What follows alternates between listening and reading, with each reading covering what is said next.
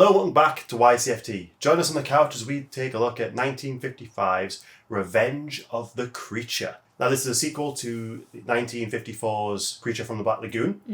It is also known as Revenge of the Creature from the Black Lagoon or Return of the Creature of the Black Lagoon. It's had a couple of names over time. Long-time fans will recognise this from our first video. And I started that one wearing it, but I'm absolutely not doing that this time because when I put it on, I can't physically get it off on my own. So he's relegated to here for now. This film, interesting, it came out a year after the original one. Yeah.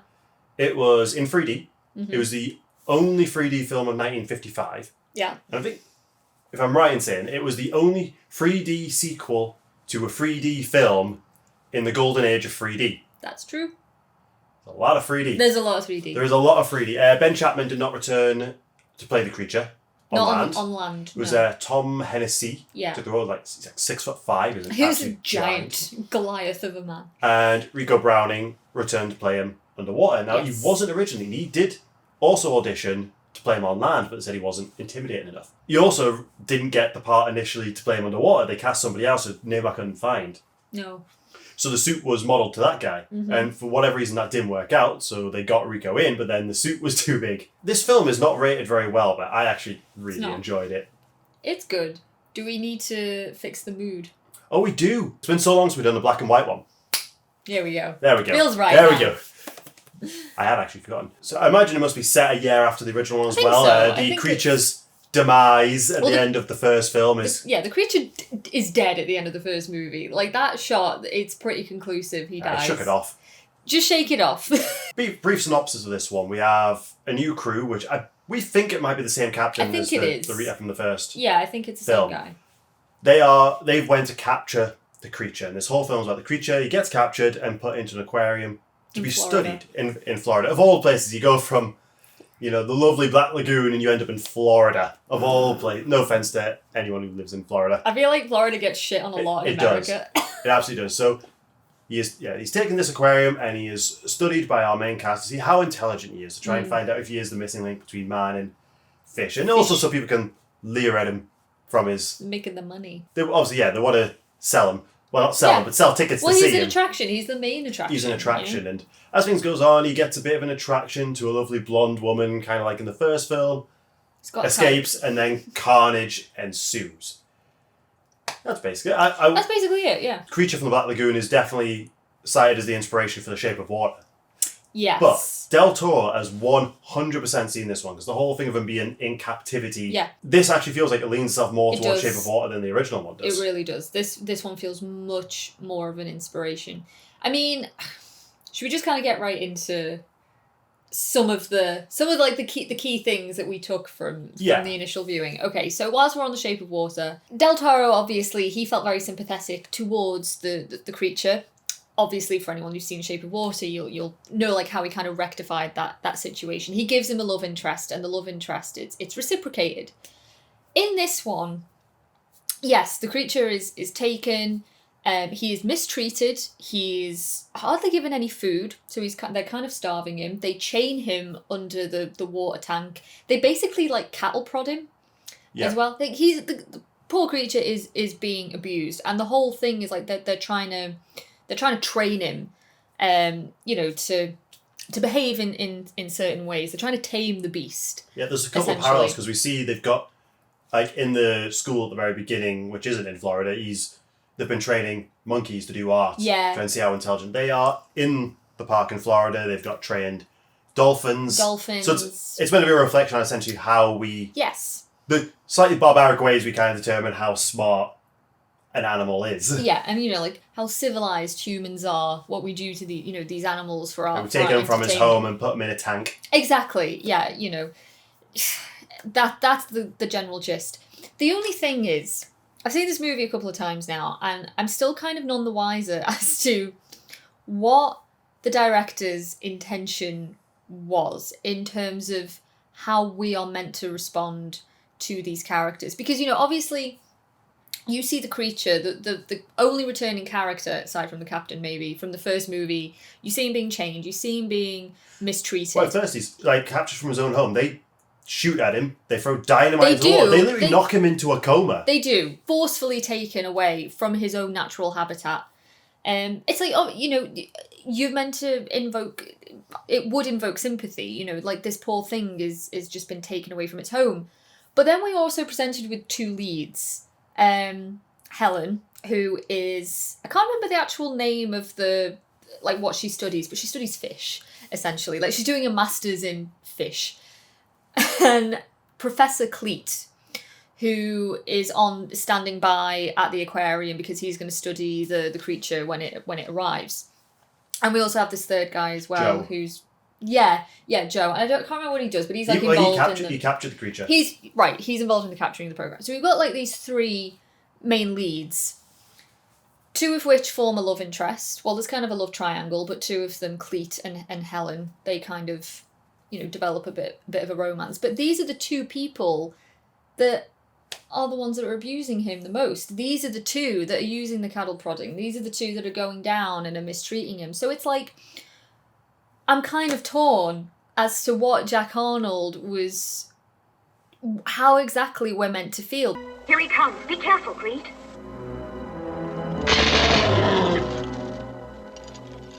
That was lesson number 1. He knows the prod can hurt him. Put the cage down and stay close to the wall. Right.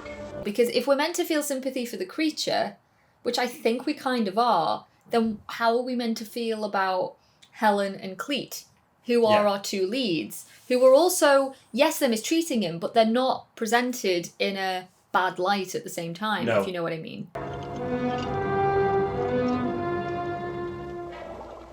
He's a little gun shy. You better attract his attention. Diggle the cover, Helen. Okay. Also, Jack Arnold is the director from the original film as well. And even the way they're presented, like I say, they are presented as good people. And I think what they think they're doing is good. But it's like they try and dip their toes into gender roles as well. By her obviously studying to do a master's, and they have a very brief conversation about, you know, a lot of my friends my age are off and got married, but, you know, I have to make that choice. And he's like, well, yeah, like, as a man, I don't have to make that choice. And so there's a brief moment of, all right, this is actually quite interesting.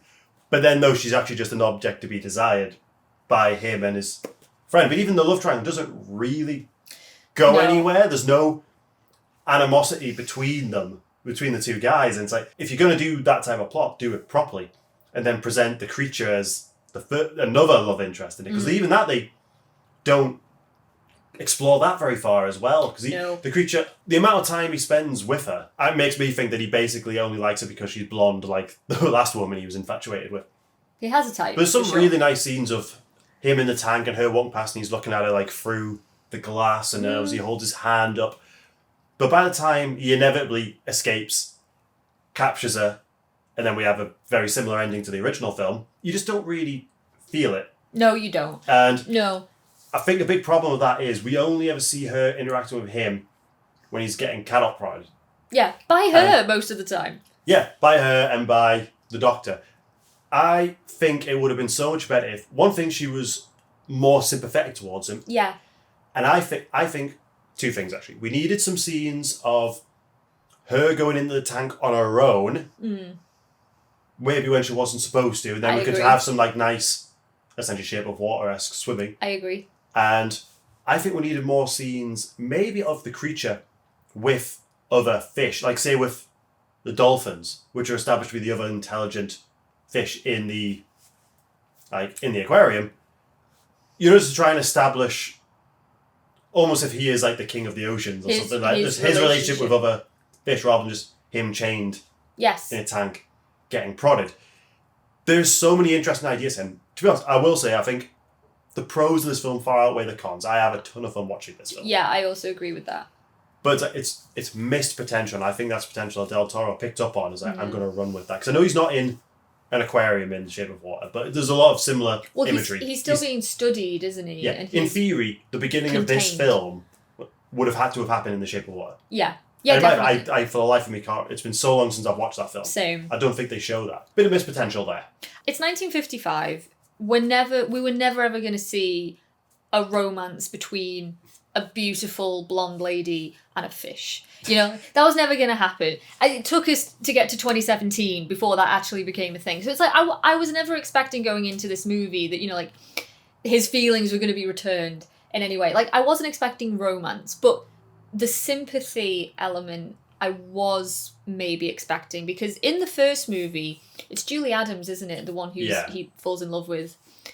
She obviously doesn't return any kind of feelings. Like, she's repulsed by him, she's scared of him. There's not really any sympathy either from what I can remember. Just the big loud theme tune appearing every time he pops up might have scared her as well.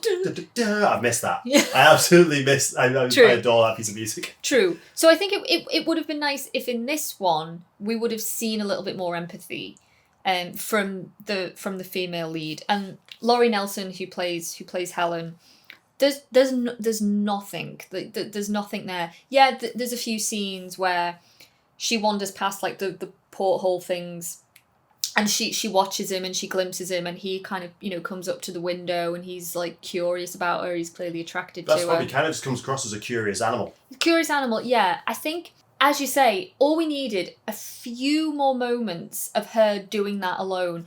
A scene of her going into the tank to interact with him on her own when she's maybe not supposed to. A moment where the tank is surrounded by a crowd of people all looking through, and he seeks her out. Yeah. He sees her in a crowd. Because there's nothing really even to suggest he's attracted to her. Not really. Like, there's not... the moment where he puts his hand on the window. But again, like, that could just be curiosity. It's a human, you know, like, he wants to interact. Yeah. Could have, I don't know, just something. They could have done something a little bit more. And it's not there, which is a bit of a shame. But yeah, like, I still, for the most part, I do enjoy the ride that the movie takes us on. It's just, I think it sets up a lot that it doesn't necessarily follow through with. You also said that the underwater scenes in the tank, they don't feel visually as interesting as in the first one. But we're watching a black and white film. The tank's white. It's obviously the tank that they used for the original one. They could put sea life in their plants. They could give it depth that it just is visually more interesting than it is in this. Yeah, definitely. So the underwater photography is still a ton of fun. Rigo Browning does a great job, and what's her name? Ginny. Oh, Ginger Stanley. Ginger Stanley. She was the stunt woman from the original film. She does all the underwater sequences. Yeah. So she came back. So it was cool that both of them were back. But this film actually made the most out of the Creature trilogy. Yeah, apparently. I think Universal were in a bit of trouble around the time, and they were trying to cut costs. Naturally. So moving it, you know, out of the lagoon and into a more modern, built up area, probably would have been cheaper. But I will always appreciate that it did do some. It could have been so easy just to give us the same thing again. But this is a very, very different and interesting setting. Oh, it is. But things like the suit is a bit different. Like, the eyes are a bit different. I don't really mind it. The little bubbles coming out of his head. Yeah, they changed the way they delivered air to Rico. Bubbles you can see bubbles build up in the eyes, and they escape through the top in little cracks. And it's like, you didn't have that in the first one. Once I noticed it, it bothered me. Yeah. That is, the suit had to be cut down to fit him. The creature does escape. Naturally, he had to. He breaks his chains and then goes on a ride. It is pretty fun seeing him like storm out of the... Oh, and then you got the whole crowd, screaming in the aquarium, and the guy... It's not a monster movie if you don't have a... Don't worry, folks. Screaming crowd. Yeah. They knock over a cutout of the creature, which is actually a cutout of Ben Chapman's creature. So it was promotion from the first film. Yeah, that they used. And then he eventually does come, kidnaps her, and he's chased down by the military. We'll get into the ending a bit later, because I think there is a lot to say about that. But there is a scene after he's captured, he has to jump in the water. Now, he's wearing the land suit, not the underwater suit. So 6'5" Ben Chapman in this suit where he can't move, jumps into the water, and he just sinks. The water was apparently full of jellyfish, which they weren't expecting. And he just could not move. And it was a high tide. He just got pulled away. Yeah. And two kids that were watching the filming from the pier had to jump in and save him. Because they he just for life of could not move in this suit. Oh, yeah. It's like, surely for that scene you could have swapped him out with... You would think. Rico. You would think. Yeah. So he nearly died for this. Poor Tom Hennessy. So another thing I noticed as well is kind of back to the love triangle thing. I think more also could have been made with the the creature's rivalry with both Joe and Cleet, but also her dog. Yeah. This is just like a random little thing. So Helen has a dog who's called Chris, who she makes a little joke about. Great name for a dog. She makes a little joke about at the beginning, saying like, "Oh, he's my main man," and, you know, like he found me, and like he's my boyfriend. And there is a scene ultimately where the creature does escape, and he tracks Helen down. I don't quite know how he manages to track her down to her like seaside apartment, but anyway, and he kills the dog. But he doesn't kill the dog because he kind of sees it as a rival. He kills the dog because it's self-defense. Like, the dog attacks him. And I just think, again, there could have been maybe a little bit of room there for...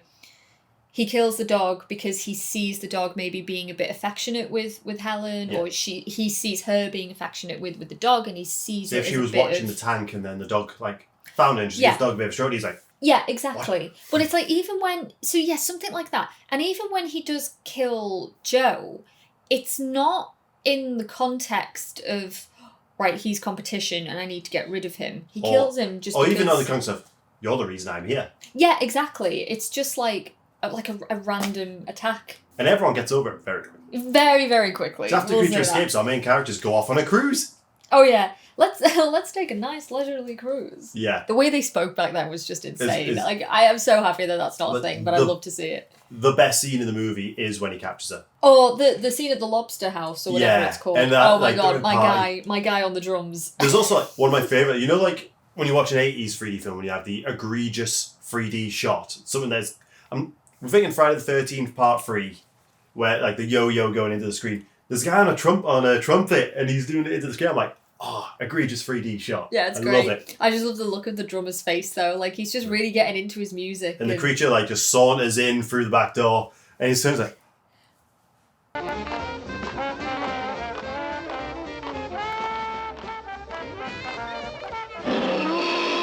It lingers on it for so long. I don't know why he decided to do that face, but it absolutely something brilliant. I love. The creature amongst a lot of people. Yeah.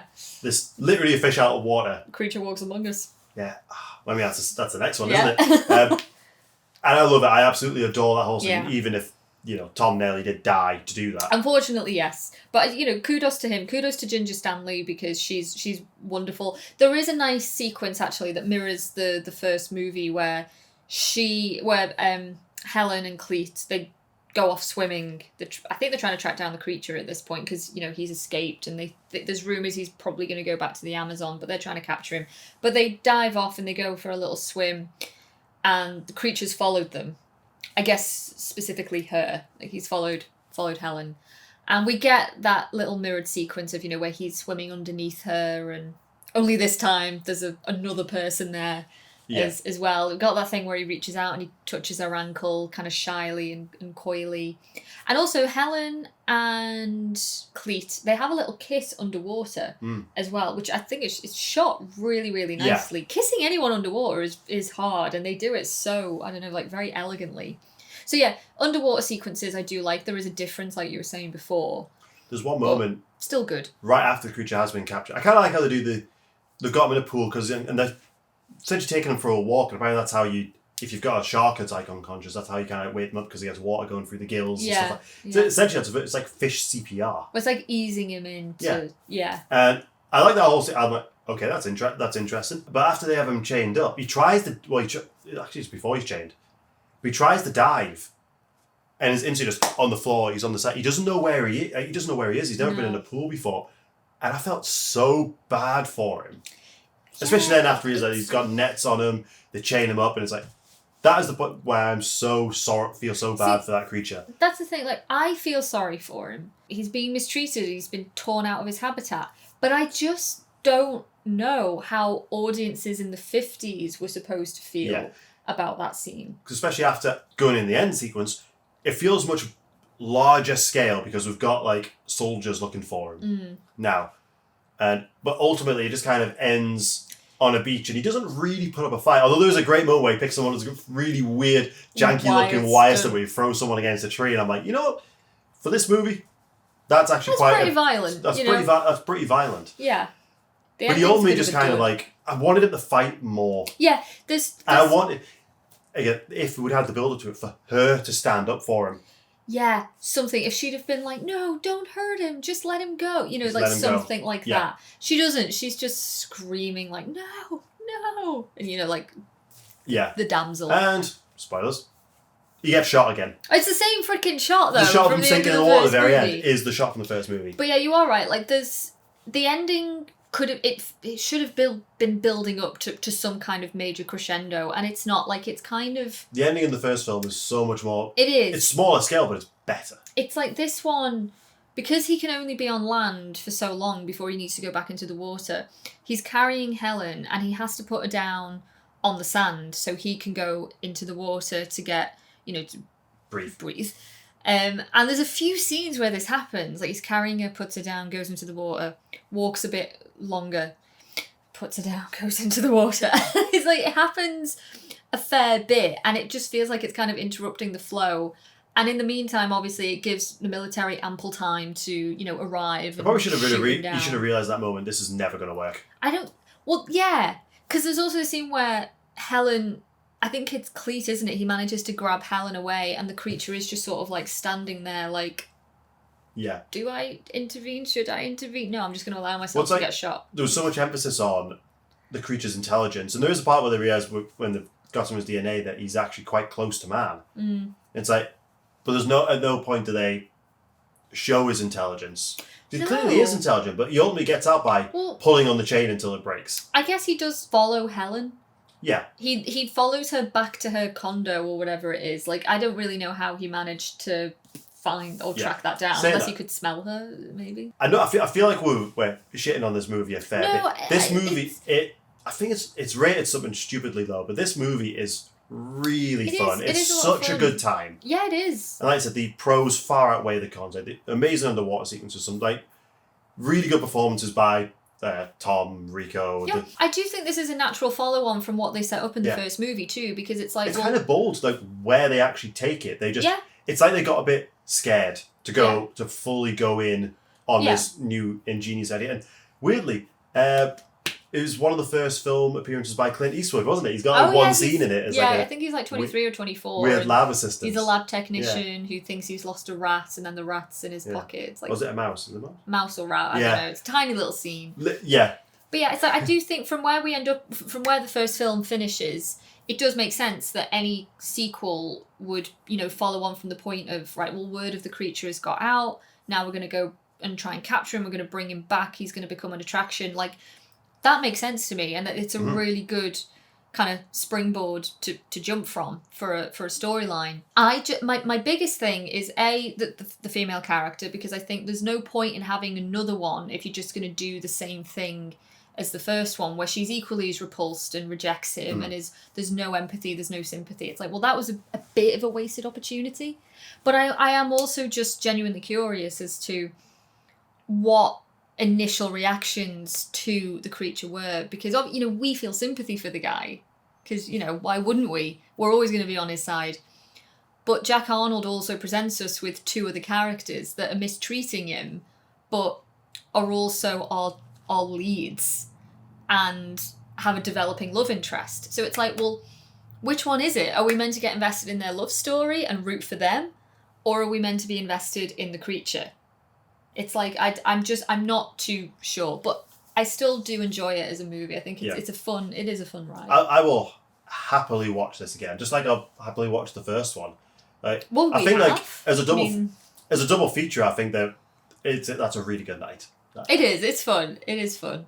Love hanging out with this guy.